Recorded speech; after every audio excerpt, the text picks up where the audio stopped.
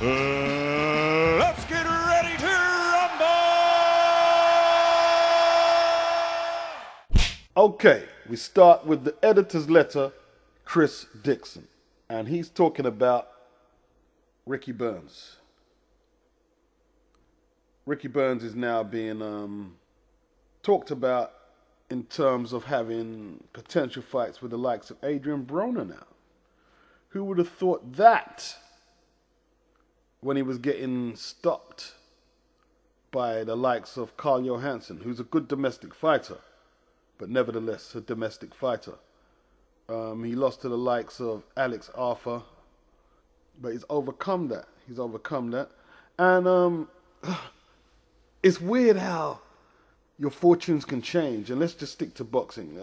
Your fortunes can change in boxing. Like, Ricky got stopped by Carl Johansson. I remember that fight. It was a good little scrap. But Johansson, in my mind, from what I can remember, never looked like he was going to lose the contest, even though I think there were some rocky moments. Kevin Mitchell also stopped Carl Johansson in a fight that could have went either way until Mitchell pulled it out of the bag. But considering that Mitchell was beating the likes of Carl Johansson and Ricky Burns looked like he was sliding down the rankings of domestic level, forget world level. Ricky Burns was sliding down the rankings of domestic level boxing. And Kevin Mitchell was being talked about as a possible opponent for Amir Khan. Let's put it this way, he looked like he had far more potential to do things at world level than Ricky Burns. But you have to give Burns his full credit. I'm not going to go overboard on him beating Kevin Mitchell. I'm not going to go overboard on that. But I can't help but having some admiration for fighters who make the best out of what they got. They might not be the best fighters. They might not be the naturally hardest punchers. They might not naturally be the fastest. But they've managed to extract the last drops of juice out of their potential. And, I mean, you can't do no more than that in life, no matter what you're doing. You can't do no more than that. You know, I mean, when he beat Martinez, like, I was like, what? You know, and he beat him. I was like, whoa. I remember seeing Martinez on Eurosport, and, you know, I mean, he was quite a tasty fighter, you know what I mean? I saw him on there a few times. I'm not sure what to make of the Carl Frampton and Steve Molitor fight. I really am not, because although Molitor was a force back in the day, he's been very inactive, and okay, I know it was the Panamanian, was it Calabrero? I don't know if I pronounced that right. I know he lost to him, and he's quite a formidable fighter in his own right. But it's the way he lost to Calabrero that I remember. He looked like, I don't need to be boxing anymore. So I don't know how much ambition he took into the Frampton fight. And I have to be real with that. I just have to be real with that. Curtis Woodhouse is returning to the ring in Rotherham. He got busted up badly, I think, in his last fight. He's an ex-professional footballer, and he got busted up badly by this guy named, is it Dale Miles? You know, yeah, it was a bad KO loss. It was quite a brutal loss. Sometimes I wonder why he's exchanged professions from being a professional footballer. And even though he was probably in the third tier of professional football and not top tier, I mean, he must have been earning a decent salary every year. I mean, a decent salary. Not fat, but good, decent salary. Why would you exchange that to be a third-rate boxer? I don't know. He must have his motivations and his reasons. And I suppose one day I might read an article or hear him say something, and I'll have more of an insight of why he's made that career choice. Nigel Collins has done a little article on Ricky Hatton, and as you know, Nigel Collins, to me, is the man. So I always read his articles out. So I'm going to do that one now. The last time I spoke to Ricky Hatton was arguably the worst night of his life. He was slumped in a chair in his dressing room, glassy-eyed, a stunned expression on his face. 30 minutes earlier, Manny Pacquiao had knocked him out in spectacular fashion. I wasn't sure Ricky realized I was standing in front of him, so I uttered a few encouraging words and took my leave. There was no way of knowing he was headed for a downward spiral that would soon overwhelm him, but it was clear that the defeat was different from the one that he suffered at the hands of Mayweather. When he joked, I was doing all right until I slipped. After the Pacquiao fight, Ricky skipped the post-fight post-mortem for a precautionary trip to the hospital, and there was nothing funny about it. Now, after 3 years in pugilistic purgatory, he's back, risking his health in a bid for redemption and the chance to rewrite his exit. Like an endless loop, the same story has unfolded again and again. Since the beginning of recorded time, according to Greek mythology, Achilles had a choice of either living a long and have an uneventful life and die in obscurity, or a short, glorious life, and his name would be remembered forever. The hero of the Trojan War chose the latter and reaped both ends of the covenant. This is not to say that Hatton is going to be shot in the heel with a poisonous arrow, or die young for that matter. Still, we shouldn't forget that, like Achilles, boxers made a conscious decision to sacrifice their bodies on the altar of their art, knowing full well they will likely suffer the consequences. They fight because that's who they are. And telling them to stop is like telling a bird not to fly. Very true. Very, very true. How high Hatton will soar before the next crash landing will depend largely on whom he fights. History tells us that boxers who were still on top when they stopped competing generally have the most successful comebacks. Ray Robinson, Muhammad Ali, and Ray Leonard. These fighters come to mind immediately. Ricky, on the other hand, packed it in, following one emphatic knockout loss. He says exercising that particular demon is the chief motivation for his return. But one suspects other factors are also in play. Money is always part of the equation. Losing his contract with Sky TV, which kept his promotional company busy, was a bitter blow. It is, of course, Ricky's unique relationship with his fans that makes his return special, and his recent troubles seem to have only served to reinforce that bond. No other fighter in the world could sell out an 18,000-seat venue before his opponent was even announced. And as for as long as it lasts, his comeback is bound to significantly boost the game's profile and revenue. At the very least, the night of November the 24th will be a momentous occasion. Most of us couldn't even imagine how intoxicating it must be to walk into an arena, into the sort of rhapsodic reception Hatton always receives. Maybe it's like one of them Greek heroes that Homer immortalized in verse. Only in Ricky's case, it would have to be to the tune of Walking in a Winter Wonderland. Who wouldn't want another taste of that sort of magic, regardless of the price? Grab it while you can, Ricky, before the loop goes round again. Damn, man, you got... Ricky's a fighter. Ricky's a fighter. Ricky's a fighter. It doesn't matter that he got knocked out really bad in his last fight. He's a fighter. This is his lifeblood. It's his calling. Like my man said, who else can fill out 18,000-seat arenas and they don't care who they're putting in front of him to fight? Just sold it out, bam, like that. You know, to be able to command such a response to one of your fights is something hard to walk away from. And I don't see how some of us don't see that. To have such star power and walk away from it. I mean, his only risk is if he gets brain damage. I mean, I don't see how people don't correlate how certain artists, and I'm going to call Ricky an artist in this as a boxer, don't correlate that certain artists will sacrifice their blood and their flesh for the purpose of serving their art. I don't see how people don't get that.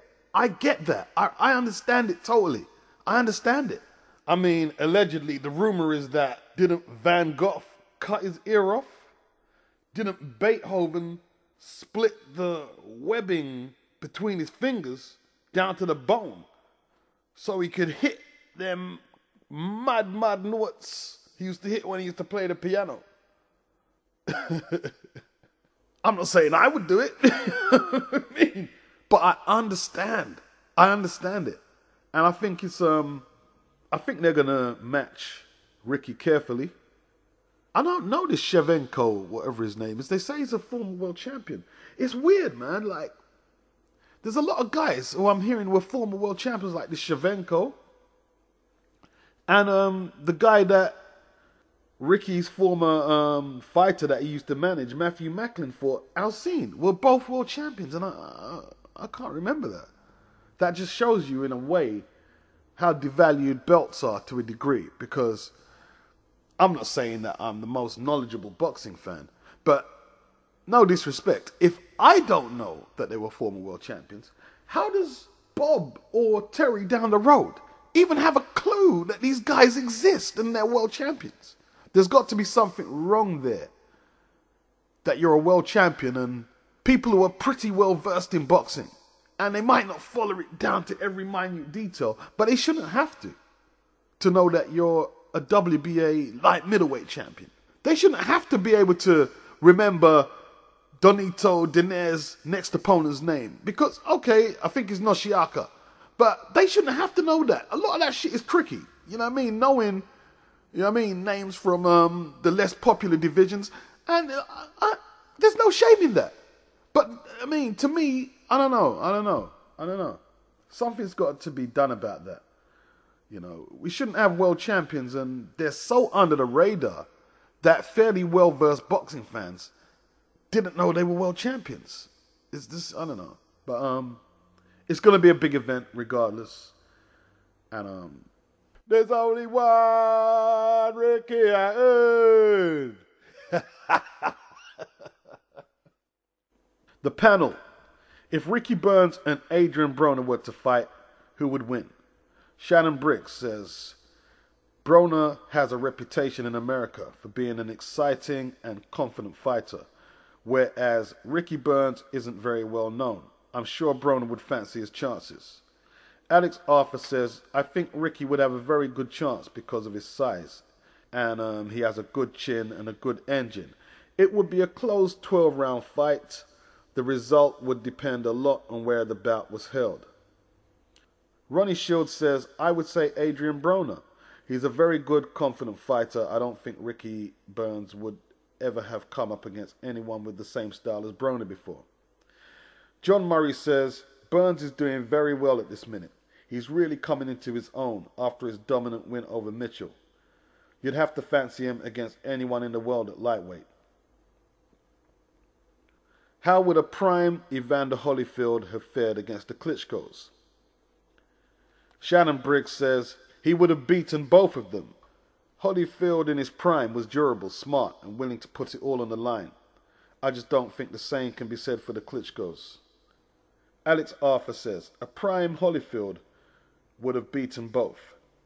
He was tremendous at sticking to specific tactics, plus his movement and energy levels were extraordinary. Ronnie Shields says, the Klitschkos are tall. They've got great jabs, a lot of power. But a prime Holyfield was fast and had a great defense. It would have been a pick-em fight. John Murray says, at his best, Holyfield was a gritty fighter. He would have definitely given the Klitschkos a good fight, but I think they both would have beaten him on points. Boxing Beats and Rhymes says, look, you got to put the Kevin Mitchell result in a little bit of perspective. That's the first time we've seen Ricky Burns show any signs of punching power, whatever. And who knows, what is that? I mean, we need a few more fights to define what that is exactly. Has he found a new reservoir of punching power all of a sudden? Or did Kevin Mitchell already tell us the signs in the fight against Katsides that he can't hold a shot very well, just like his brother Vinny? I don't know. And as for the Holyfield against the Klitschko's, a peak Holyfield against Vladimir. Vlad. Oh, sorry, he would have got beaten up. Against Vitali, it would be an absolute war. That's all I'm going to say. It would be an absolute war. And I'm not going to pick one because I believe in, say, 4 fights, it could be 2-2. Or in 3 fights, it could be 2-1 to Holyfield or 2-1 to Vitali. I'm going to keep it real like that, you know?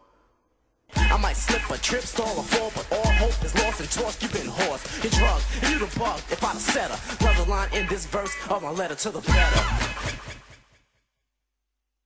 We go to the letters and the tweets.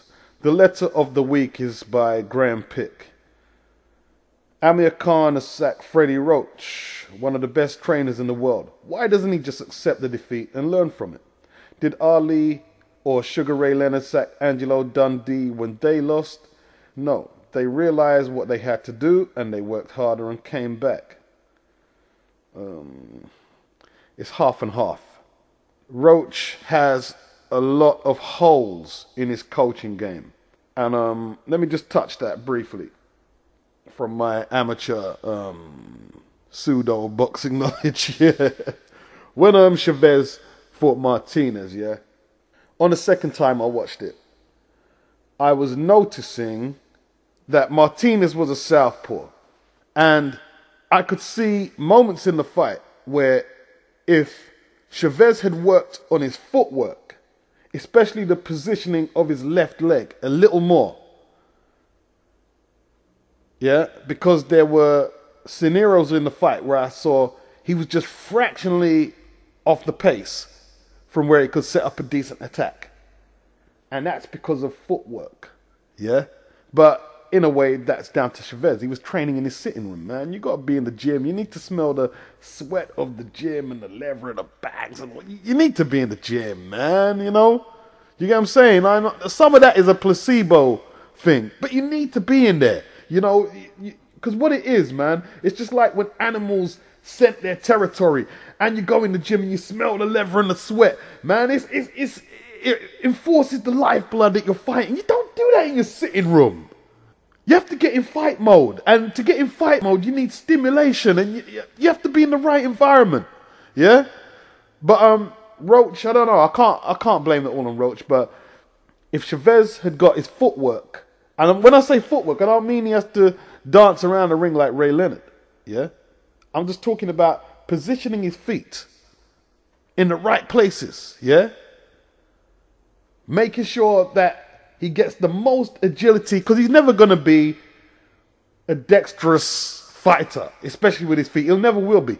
But like Ricky Burns, he should have made sure he got the maximum potential out of his defects. And he didn't do that.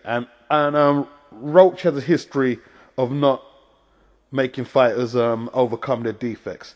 Chavez needed to get his left foot outside of Martinez's right foot. Look, I'm not qualified to be a boxing coach. But to me, I've been watching boxing a long time and he wasn't implementing any feints. So if he used the feints, he'd at least be competing with Sergio in terms of trying to outmaneuver each other, which you have to try to do in fights at this level. You have to try to at least outmaneuver your opponent to a degree. And you don't have to be the most technical fighter, but you must at least have some semblance of trying to get your opponent in a position where you can hit them and they can't hit you. With a little more technique, he'd be able to get his left leg in the position where he could throw that left hook properly and effectively. Yeah? But if there's no disguise in your attack or no feint, Martinez can just see you plodding in and he's just going to move to his left. And you're out of range. You have to reset again. And that was the pattern of the fight. But if you noticed, when Chavez scored the knockdown, where was Martinez? He was trapped on the right-handed side rope. Yeah? And Chavez, in symmetry to Martinez, was on his left-hand side, able to get the left hook in. So, considering they're getting $3 million for the fight, we should really expect more out of him from a technical standpoint. And you see, it's easy to say you can't blame Roach because Chavez, he's his coach, so he's culpable. He's getting paid a lot of money, yeah? So if they're both producing doo-doo in the ring, because it was doo-doo, despite what anyone wants to say. He lost 11 rounds or so. I mean, I didn't see him win any rounds.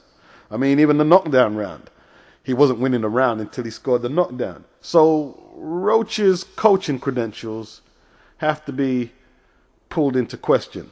Because trust me, I see what Freddie is doing right now. He's like dropping subtle hints. Oh, he didn't do this. He didn't come into the training camp. But the thing is, Freddie, you got paid a lump full of money to bring in an athlete primed for battle for the middleweight title, and you didn't produce it. So trying to drop them little subtle hints that it wasn't your fault, it doesn't tell the full story, you know. If you felt he was going to embarrass you, because even Bob Arum said that Chavez Jr.'s performance was pitiful. I mean, did he say it was an embarrassment or a joke? Bob Arum said it. It's not just me saying it. Bob Arum said it. If you felt he was going to embarrass you, if you felt that him performing so inadequately was going to reflect badly on your coaching, you should have withdrew your services from him. But you thought to yourself, if he wins, well, you have to get credit. You're the coach. But if he loses, you have your excuses readily made. You know what I'm saying? If a man is training in his sitting room, in his slippers, playing Wii games on Xbox while he's training, you should have withdrew your services. You know what I'm saying? That's what I mean. I'm saying though. And Amir does do too much moaning, to be honest. You know what I mean? So it's half and half. Leighton Reese says Carl Froch and Martinez deserve the accolades they're getting right now. And he's giving props for Chavez Jr. for showing so much determination and heart. Pat McCann, a former Southern Area light heavyweight champion from the 70s, is not doing very well, and his brother has wrote in to report on Pat's misfortunes. Patch Hammond is singing the praises of Box Nation after watching Martinez and Chavez Jr. And from what he's saying, it appears that Alvarez and Lopez was also on the Box Nation programming, so he really enjoyed that. And here's the letter that I want to rip into, because I mean, this is a big debate for me right now. It's Scott Patrick Gilligan. He replies to Mike Smith's letter about Larry Holmes on September the 13th. He says, "You are half right. A 15-stone Holmes wouldn't have the power to beat the Klitschko brothers. However, if Larry were in this era, he would probably be around 17 to 18 stone, and his jab is a weapon that would trouble any man of any size of any era. coupled with his skill, he could probably do better than most are doing at the moment. To be honest, I can't really tear into the letter too much, because I can't really say if Holmes would have beat Klitschko or not. I really can't say that, to be honest. Especially Vitali. I think Vladimir and Holmes both at their peaks. I see Holmes winning that one. But I'm not sure about Vitali. I'm not sure. It could be a harder fight than maybe I'm giving it credit for. Both of them at their peaks. I mean, I don't know. I'm just after the recent debates, I can't lead with my bias no more because I see Holmes on the floor against Ronaldo Snipes. And yeah, Ernie Shavers, one of the biggest punchers to ever grace the sport. I see him on the floor against him. And who knows? I see Vitali quit against Chris Bird. I see him get busted up by Lennox Lewis. And to me, Larry Holmes' jab was just as good as Lennox Lewis's. And if Klitschko had trouble with Lennox's jab, he's definitely going to have trouble with Larry's. I can say that. And Larry committed more to the attack than Lennox Lewis did. He had more of a positive approach as in terms of attacking his opponent than Lennox did. It would be a really good fight. That's all I can say. Then we go to the tweets. At Frank Warren TV, excellent performance by Ricky Burns on Saturday night. A 2-weight world champion and getting better in every fight. Frank Warren praises Ricky Burns after his win over Kevin Mitchell. At Steve Max Boxing, I like the Broner DeMarco fight, but I can't lie. I would rather see Broner take on Ricky Burns. Steve Kim making his observations on potential lightweight matches. At Kevin Mitchell 116, he apologizes to all his fans and he says he wasn't himself. Well, who was he then? At The Real Ricky Hatton, great show by Carl Frampton. Ricky Hatton giving Carl Frampton his props for defeating Steve Molitor. At Lennox Lewis, he says R.I.P. to Corey Sanders. And may you rest in peace, brother. At Lou DiBella, he says R.I.P. Corey Sanders, who he got to know when he televised a number of fights on HBO. A good gutsy guy who provided memorable moments. The Readers' Poll. Pound for pound, who is the best British boxer? So Carl Froch sets the pace with 59%. Ricky Burns is on 22%, Nathan Cleverly is on 9%, and How the Mighty Have Fallen, Amir Khan is on a lowly 9%, tying with Nathan Cleverly. Marcus Poston says it's got to be Carl Froch, purely based on the opponents he's faced. He says David Hay has got to be up there, being that he's a 2-time world champion at cruiserweight, and at heavyweight, he was the undisputed cruiserweight champion. And he says that Ricky Burns still needs to face a world-class name. Tony Curry, he says right now it's got to be Carl Froch with Ricky Burns in second place.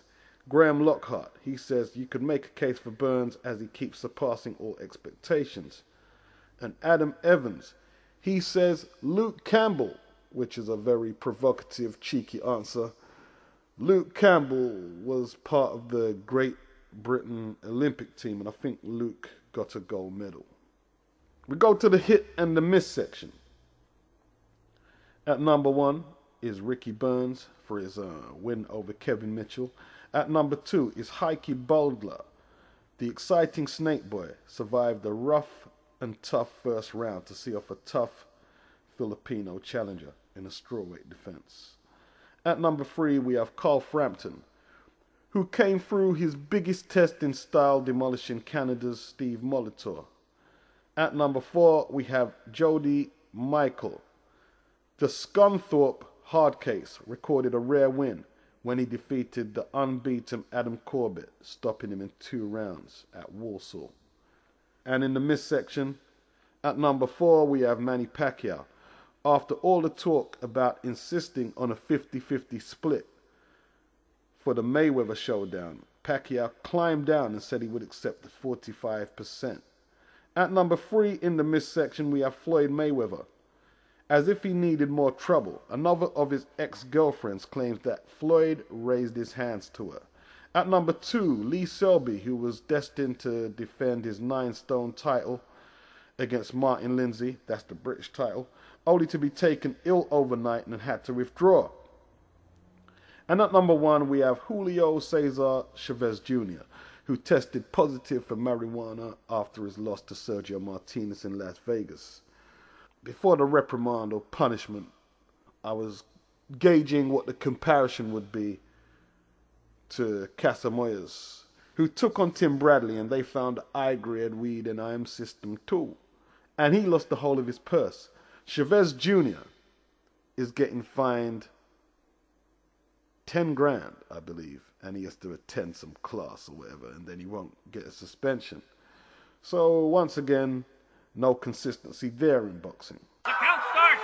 2, 3, 4, 5, 6, 7, 8, 9, 10. That's it. Wow. Matt Christie is intent on kicking Evander Holyfield while he's down in the 10 count. He's called his 10 count Holyfield Defeats,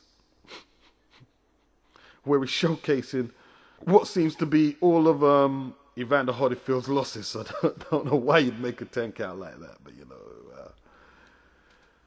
At number 1, Riddick Bowe. Holyfield's first spell as heavyweight king was bogged down by the hangover left from Mike Tyson's reign of terror. It took a heroic loss to the briefly brilliant Riddick Bowe to earn Evander some belated respect in 1992.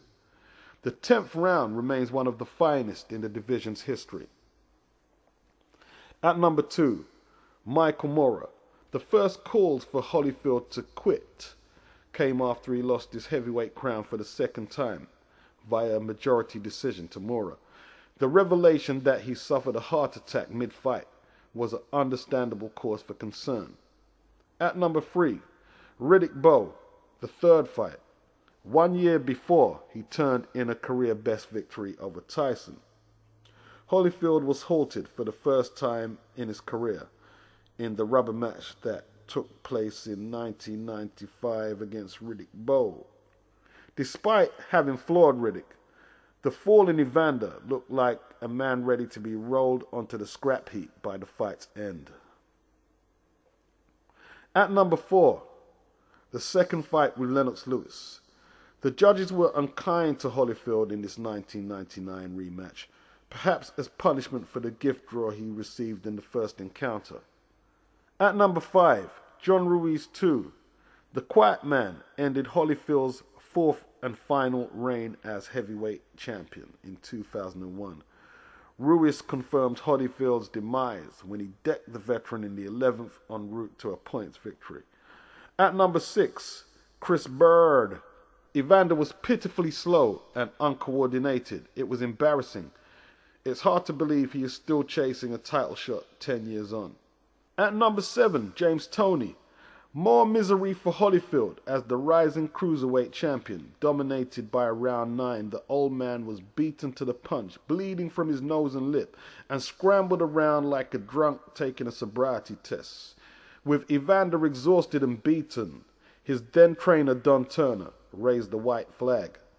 At number 8, Larry Donald. Another one-sided loss in 2004.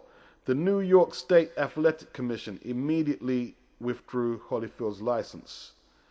At number 9, Sultan Ibragimov. Credit to Evander for re-emerging in 2006, putting together a run of 4 wins and securing this 2007 title shot at WBO boss Ibragimov. A slow Holyfield lost clearly, but was in contention until the final bell. At number 10, Nikolai Valuev. Evander did nothing to deserve this 2008 crack at the humongous WBA boss. Even so, many felt he should have been awarded the decision that went against him. Just when he thought he'd gone away, he turned in a credible performance, enough to convince him that he should not retire. Can I just suggest to Matt Christie that if you haven't got a decent 10 count, just leave it for that week, you know what I mean? Get your creative juices up, you know what I mean, and bring us something proper in there.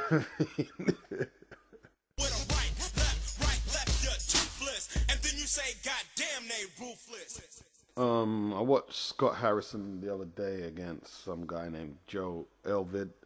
That was on the Ricky Burns, Kevin Mitchell bill. And I know he's just come out of jail, but I don't think he can box at top level with any measure of success, really. He just, you know, when you get them guys who got them swarming styles, generally, as a rule, that's a younger man's style to really implement effectively. As a rule. Like, he's got himself in physical shape, but his opponent, although he wasn't able to dominate periods of the contest, the little bit of movement he was showing Scott was enough to make him look one-paced and kind of slow. He did expose Scott to a degree, and I'm not sure how far Scott can go in the game in this latest comeback, to be honest. I'm just going to keep that real. Yeah.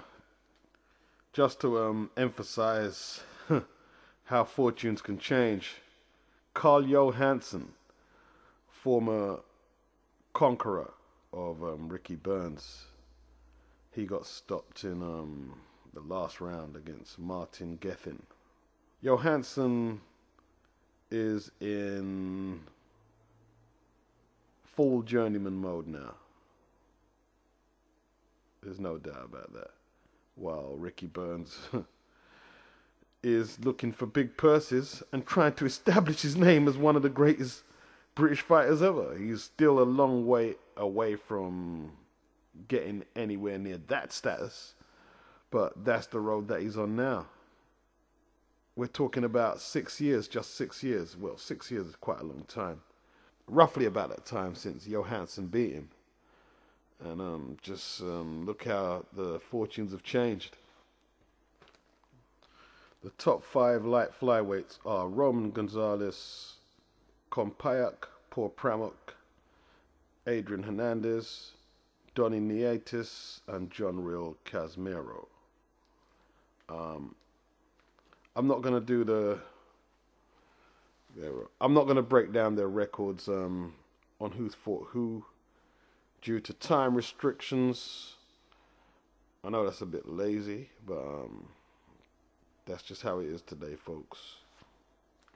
This week in 1954, Rocky Marciano's 8-round KO of Ezra Charles in retaining his world heavyweight title made the front page, with the angle being that Battersea's Don Cockle was being lined up to challenge The Rock. Speculation was that the fight would happen in Seattle, where Jack Hurley is trying hard to force the local authorities into leasing him the university stadium that is capable of holding 55,000 spectators. Apparently, Jack Hurley said, "We got the right coast, but not the city." It would eventually happen in San Francisco. The Ezra Charles fight was held at Yankee Stadium in New York City. 34,330 people were in attendance. And even with that figure, it was only half full. The first fight 3 months earlier had drawn 47,585 people into the same venue. That one saw Rocky win unanimously on points over 15 rounds. Damn, I remember that first fight with Ezra Charles. I'm not sure if Rocky won it, man, because Charles was laying it on him, man. He busted up his face and gave him some licks, but Rocky was tough. If one thing, Rocky was tough. In the same issue, the Boxing News reported in all of 2 paragraphs the death of Frank Earn, a former world lightweight champion. Frank held the titles from the year 1899 till 1902. The Boxing News noted that the Swiss-born Earn did all his boxing in the United States. He beat Joe Gans, George Levine, and George Dixon, all great champions. And he drew with Jack O'Brien and Young Griffin. In June 1902, Earn boxed at London's National Sporting Club, knocking out Jim Maloney in 7 rounds. A legendary weekend hosted by the World Boxing Council and Hublot Watches at the Bellagio Hotel in Las Vegas got underway today at noon. Several boxers from the Divine Dozen arrived and met with the press from around the world. Lennox Lewis, Jeff Fenech, Larry Holmes, Thomas Hearns, Mike Tyson, and Roberto Duran comprise the first half of the boxers, whose signatures will be inscribed on the unique watches up for auction at Saturday's fund-raising event. The proceeds will go into escrow to be issued in monthly retirement payments to former boxers and champs in need of financial assistance. The watches are the same color as the WBC belt. Seems to be a good idea. The likes of Iran Barkley, Terry Norris, Mark Johnson, Mike McCallum, Cornelius Boza Edwards, and current super welterweight champion Maya St. John, I'm assuming she's a female for some reason, congregated at the VIP's lounge at the Lily's nightclub. If I get any more details about that, I'll spread the word. I think the WBA and the IBF, WBO, they all need to get in on the act as well. There's no doubt about that, Why this hasn't been done sooner, I'll never understand, I remember back when, in the UK, it was a big boxing topic while it was being discussed, and it was Barry McGuigan in the thick of it. They were trying to establish a pension for British boxers. The topic just seemed to disappear on some Bermuda Triangle shit. And it doesn't seem to have come back up in the UK for some reason, I mean, Premiership footballers get pensions. A lot of them team sports get pensions. Considering how traumatic boxing is, this is a move overdue, and they need to accelerate the pace to establish it, so it starts trickling down to those in need of financial assistance. There's no doubt about that.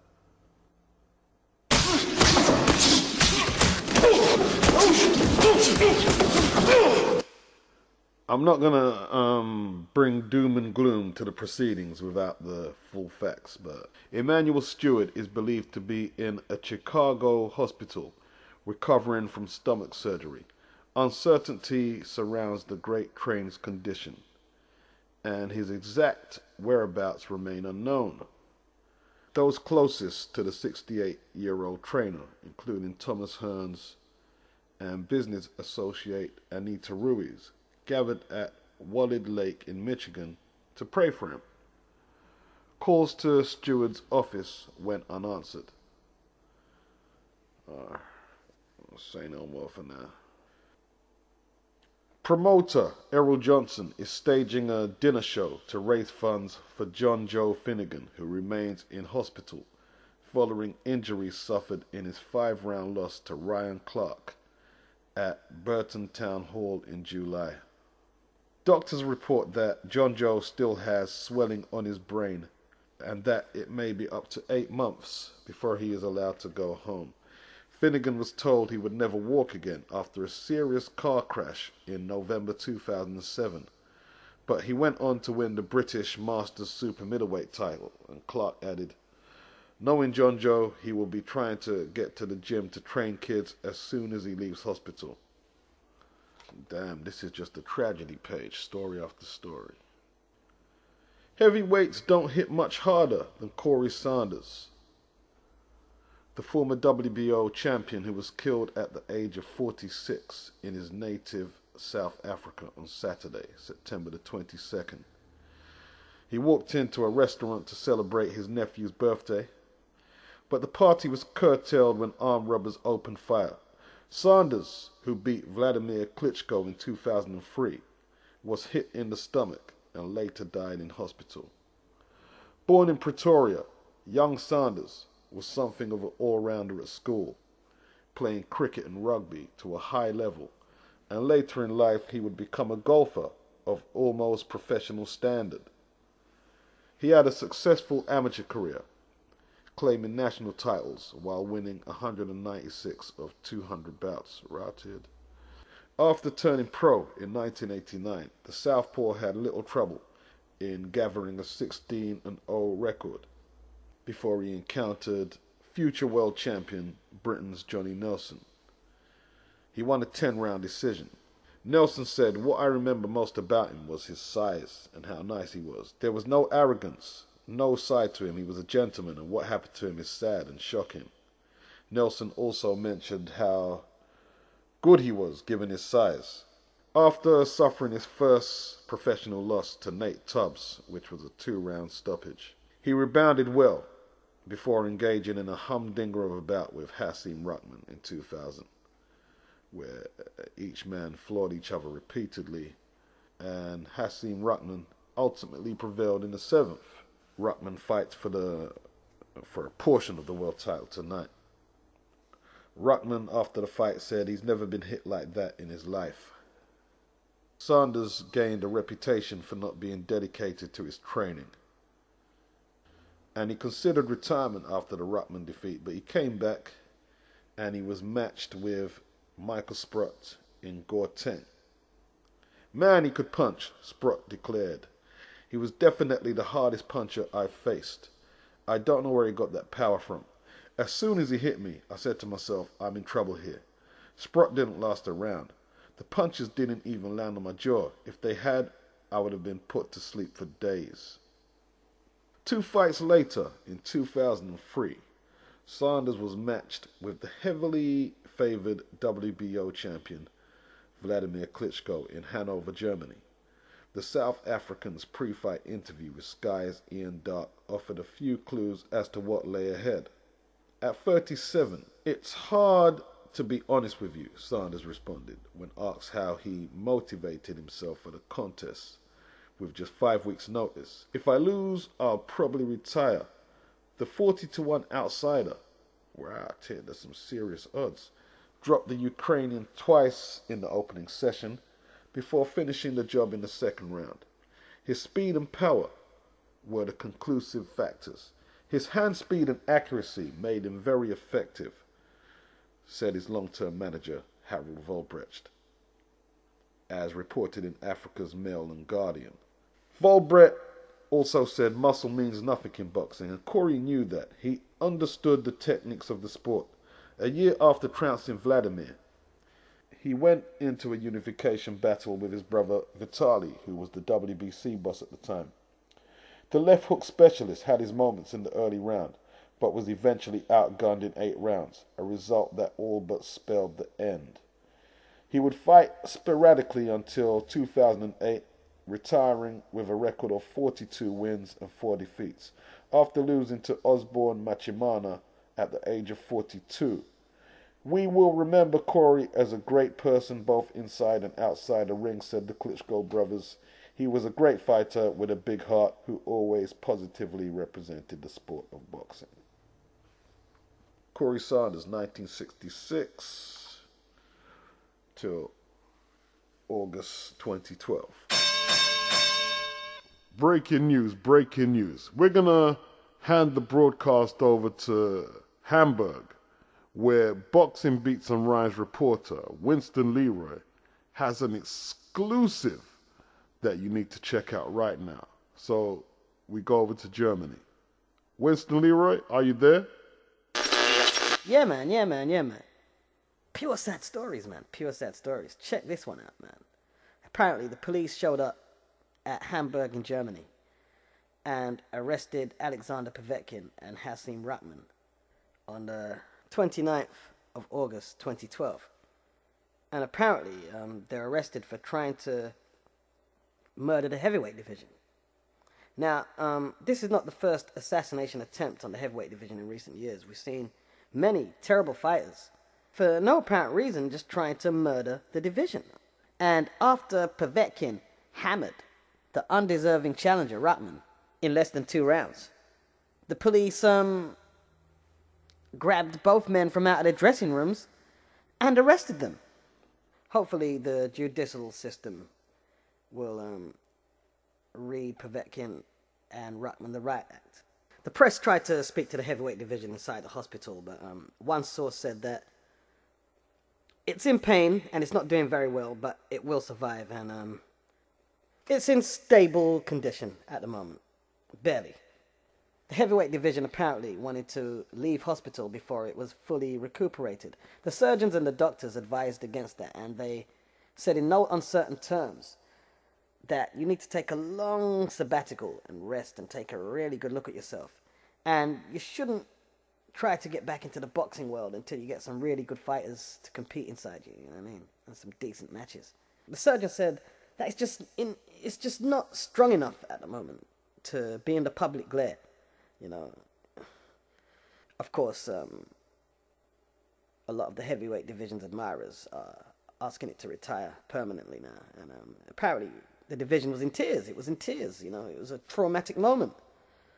And I think that's good advice. I think that's really good advice, you know. But when the super bantamweight division and the welterweight division was questioned what they thought happened with this terrible criminal incident, they started laughing and said, well, we're the real divisions anyway, you know.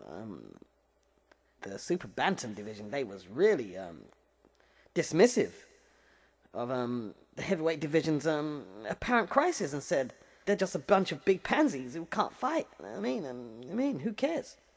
It's us super bantamweights who are putting on the real fights. And the welterweight division wasn't much more complimentary either. The cruiserweight division, who apparently have just been released from out of custody because of accusations of numerous assassination attempts in boxing, they couldn't really comment, but they seemed to be happy that somebody else was taking the fall. Sad day for boxing. Sad day. You know, I'm going to drink a Guinness Stout and get my head around this, so I'm going to see you next boxing news. Peace out. Peace.